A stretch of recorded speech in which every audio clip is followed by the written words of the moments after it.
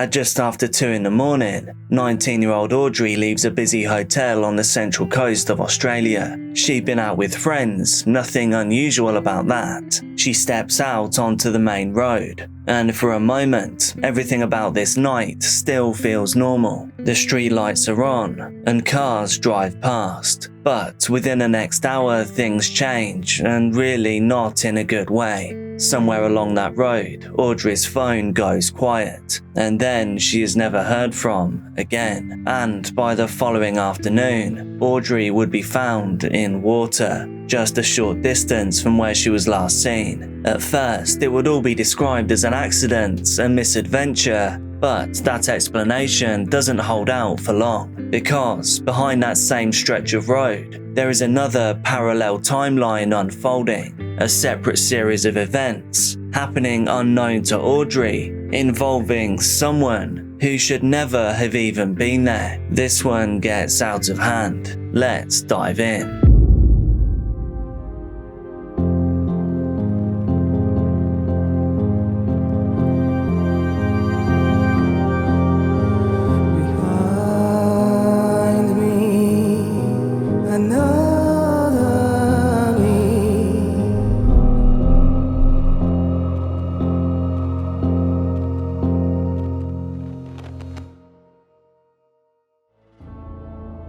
By the way, this is Dark Case, and you can call me Jack. I bring you rare and unseen true crime cases, so make sure that you're subscribed right now to be a part of the Dark Case family. I'm just going to be super quick with this. I know I say it in every video, but it's at the point where I just have to. But here on YouTube, automated AI content is absolutely flooding the entire platform. I'm sure you've noticed. And that means that human creators like me are really struggling to be seen. So I just want to ask you to consider becoming a channel member to really honestly help me keep this show on the road.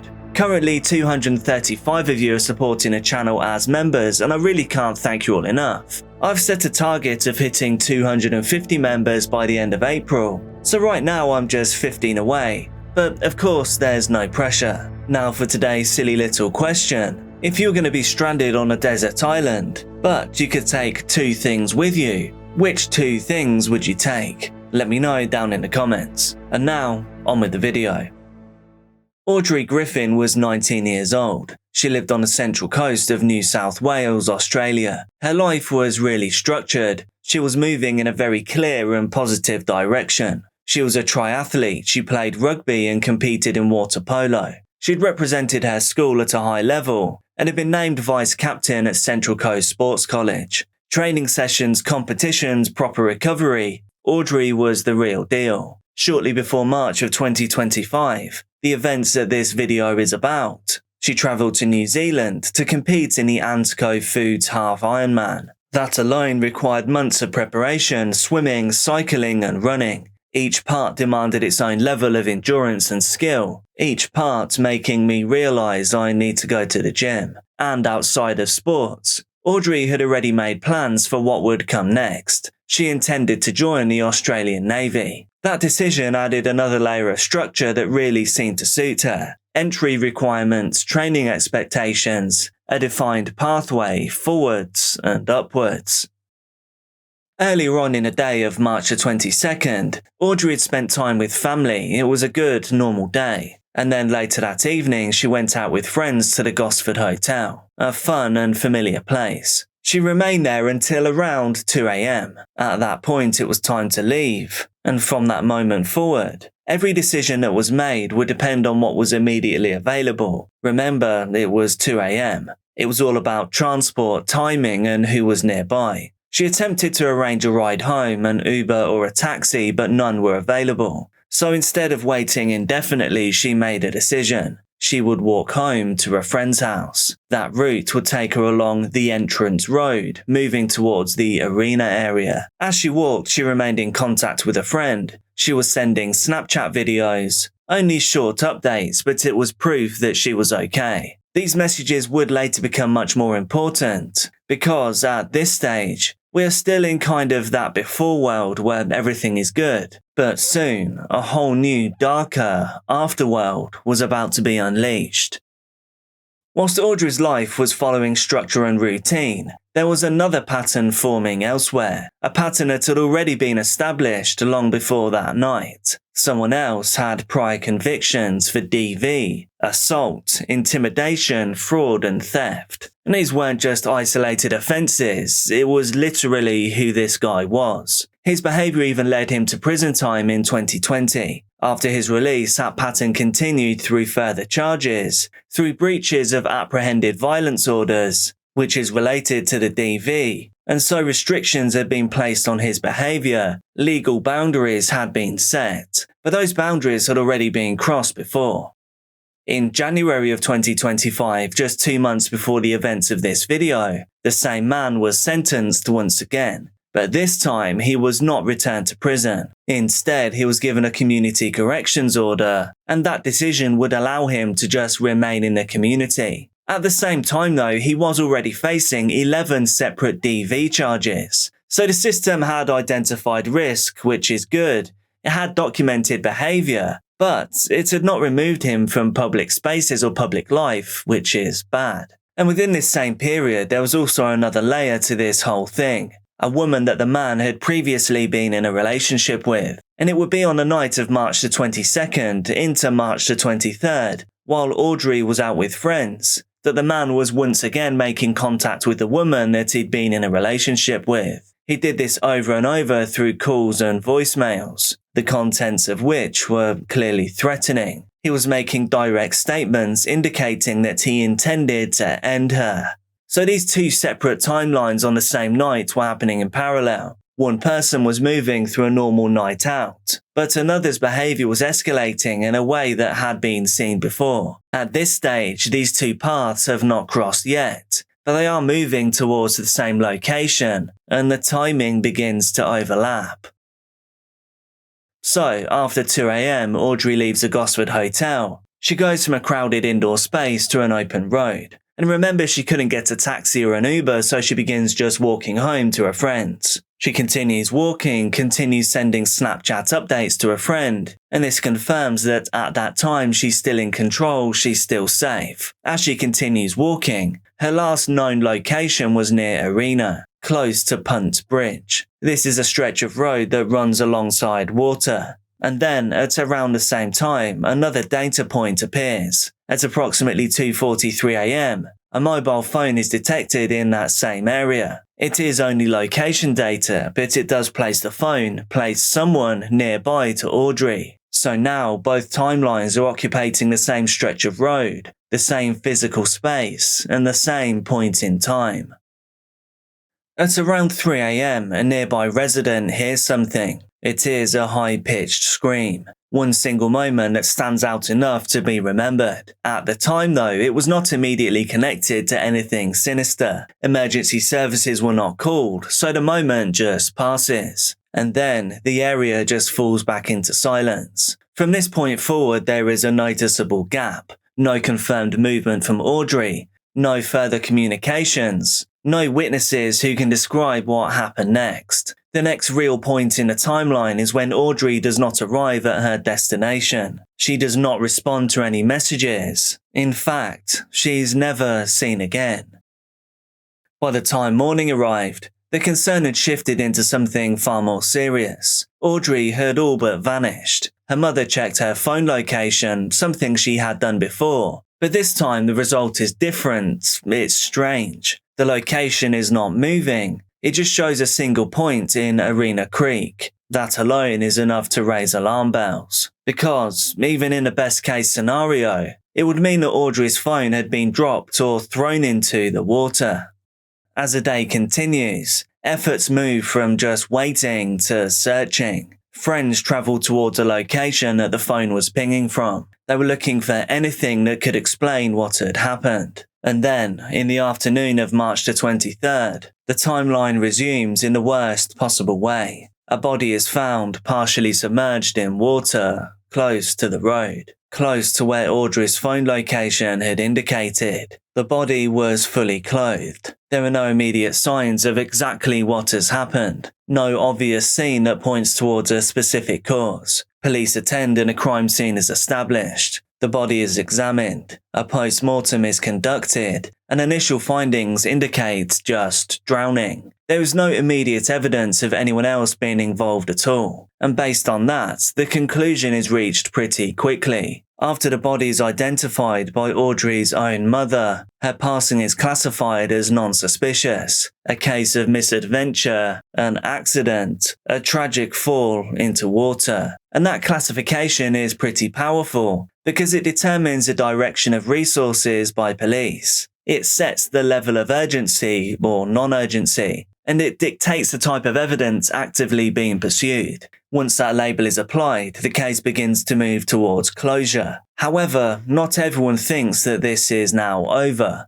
When Audrey's parents view her in the morgue, they notice some details that they don't believe fit. There is mud under her fingernails, and it wasn't just a little bit. They described it as being packed in. That detail suggests something different to the family, because it implied resistance, like Audrey had perhaps been grabbing or clawing at the ground. From their perspective, this was not an accident. They did not accept the professional conclusion. So instead of accepting and stepping back, instead they begin pushing forwards. Pushing forwards just like Audrey had done in life. They ask questions, they request information, they return to the location.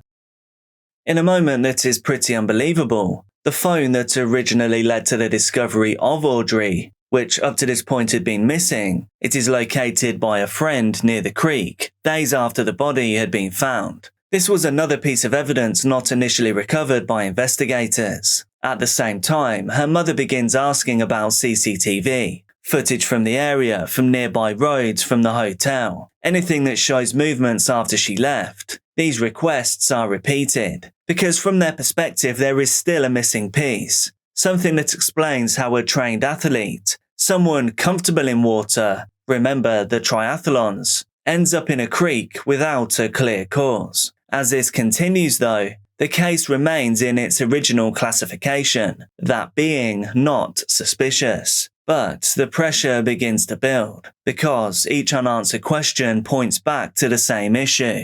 The timeline is incomplete, and the answers just aren't there.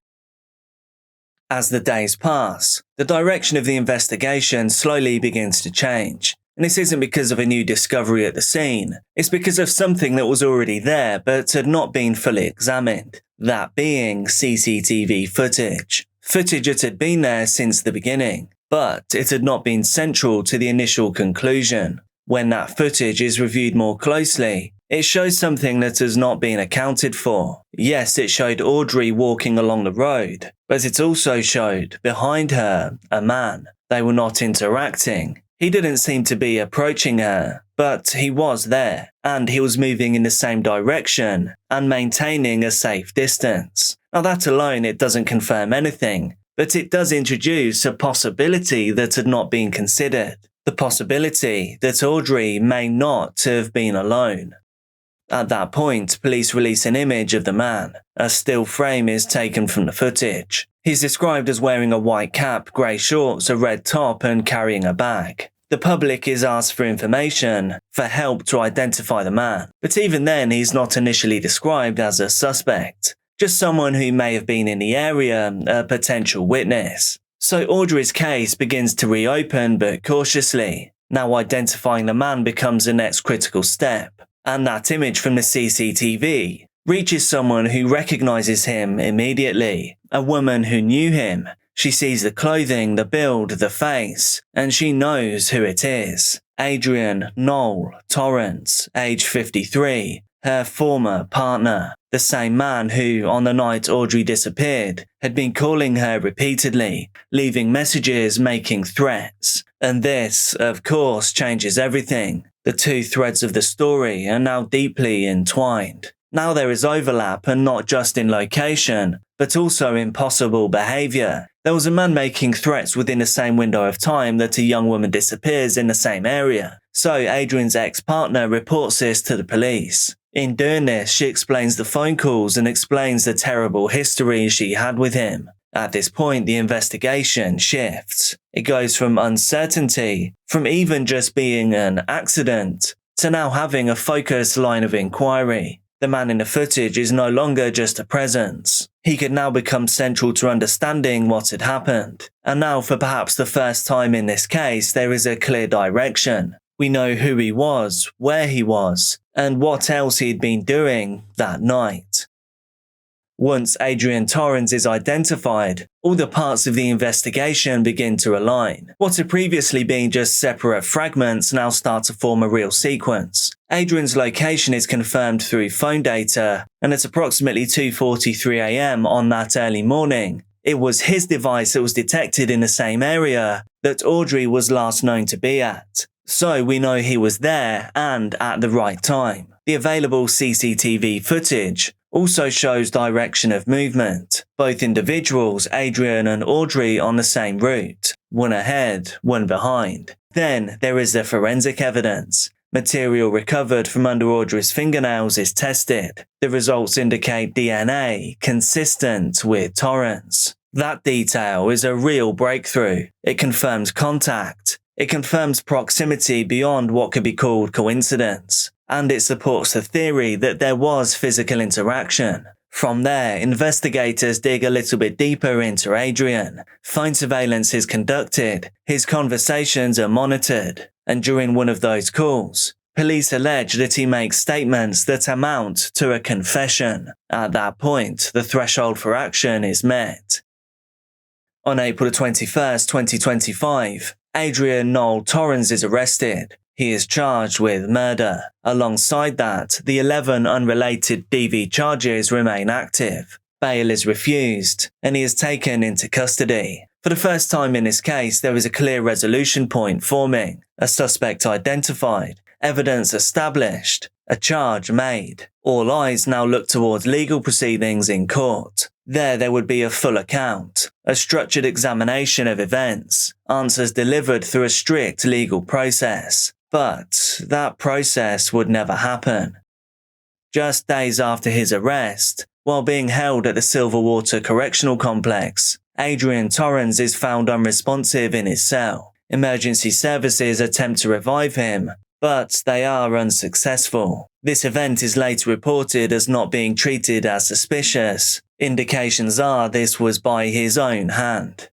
This frustrating outcome changes the case once again, because without a trial there's no formal presentation of evidence in court. There will be no cross-examinations, no full reconstruction delivered step by step within a legal framework. Instead, the process has to move to a different setting, a coronial inquest. This will be focused not on prosecution, but on trying to establish the facts. Trying to understand exactly what happened, and examining whether anything could have been prevented.